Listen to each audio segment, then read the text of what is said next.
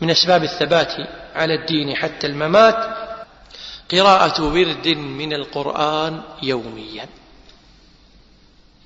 اجعل لنفسك ورد يومي.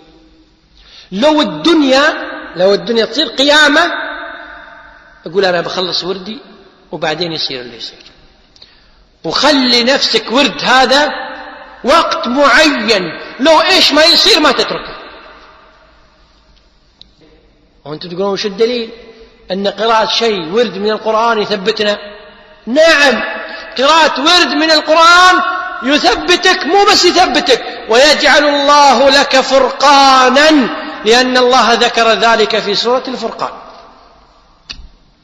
قال عز من قائل: وقال الذين كفروا لولا نزل عليه القرآن جملة واحدة. معترضين على الله، ليش القرآن ما نزل مرة واحدة مثل التوراة والإنجيل؟ جاء الجواب من الله عز وجل: كذلك لنثبت به فؤادك ورتلناه ترتيلا.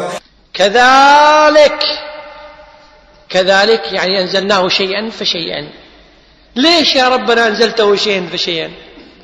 لنثبت به فؤادك ورتلناه ترتيلا.